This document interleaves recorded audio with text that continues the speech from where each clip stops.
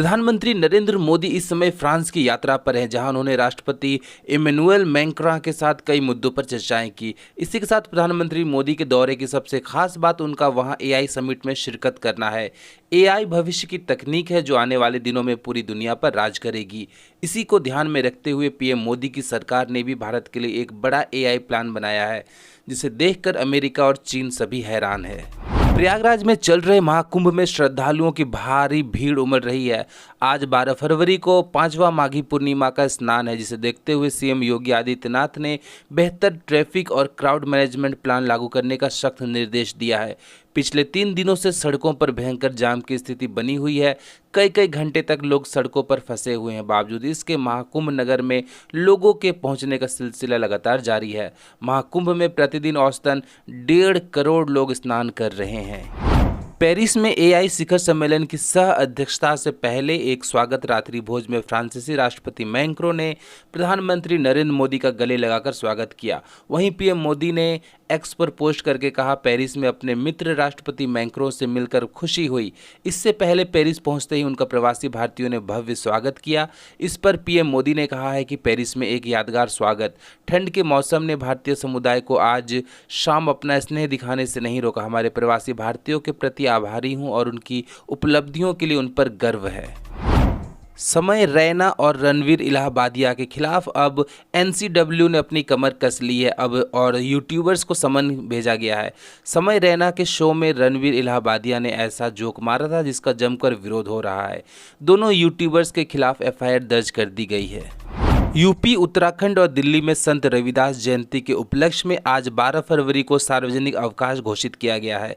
इस संबंध में तीनों ही राज्यों में सामान्य प्रशासन विभाग ने आदेश जारी कर दिया गया है। इस मौके पर उत्तराखंड में सफाई अभियान चलाने का निर्देश भी दिया गया है। दिल्ली में हार के बाद अरविंद केजरीवाल के साथ पंजाब के सीएम ने की बैठक। बोले, पंजाब में अब काम को तेज करना है।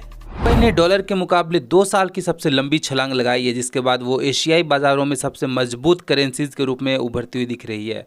वो भी तब जब एशियाई बाजारों में चीन और जापान की करेंसी तक मौजूद है। सरकारी आंकड़ों के मुताबिक भारत के हर घर में 21 से ज़्यादा घंटे तक बिजली पहुंचाई जा रही है। सरकार का कहना है कि ग्रामीण इलाकों में 22 घंटे और शहरी इलाकों में 23.5 घंटे बिजली हम दे रहे हैं। सरकार 2030 के बाद 24 घंटे बिजली देने का प्लान बना रही है। सुप्रीम कोर्ट ने राजनीति के अपराधीकरण को एक बड़ा मुद्दा बताया। इसके साथ ही इस पर चिंता भी जाहिर की है। कोर्ट ने कहा है कि कोई अपराधी सरकारी नौकरी नहीं कर सकता, लेकिन सांसद, विधायक और मंत्री बन सकता है। जस्टिस दीपांकर दत्ता और जस्टिस मनमोहन की पीठ ने इसलिए इस मुद्दे पर भारत के अटॉर्नी जनरल से सहायता मांगी। उनका कहना है, कोई भी अपराधी कभी भी सरकारी नौकरी नहीं कर सकता, तो दोषी नेता चुनाव कैसे लड़ सकता है। सुप्रीम कोर्ट का बड़ा बयान। प्रधानमंत्री नरेंद्र मोदी ने कहा है कि मेक इन इंडिया पहल के साथ स्थानीय सप्लाई और विनिर्माण को मजबूत करने पर ध्यान केंद्रित कर रहे हैं।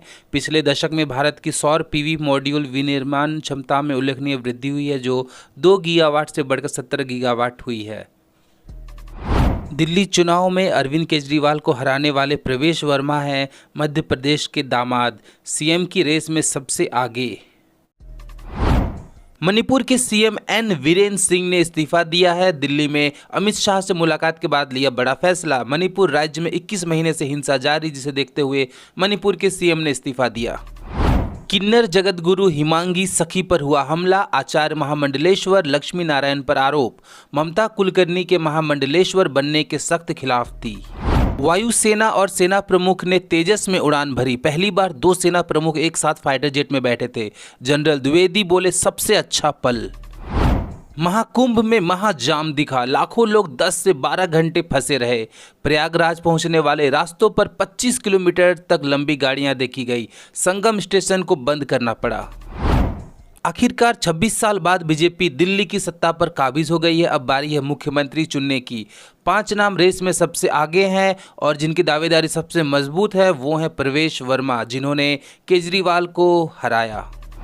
छत्तीसगढ़ में भयंकर मुठभेड़, 31 नक्सलियों की डेड बॉडी हुई रिकवर। 2 जवान शहीद, 2 घायल। बीजापुर में इंद्रावती नेशनल पार्क एरिया में सर्चिंग जारी। 2025 की जनवरी इतिहास में तीसरी सबसे गर्म। 20 दिन बाद गर्मी शुरू होगी। बसंत महीना छोटा हुआ। पहाड़ों में बर्फबारी 80% तक कम।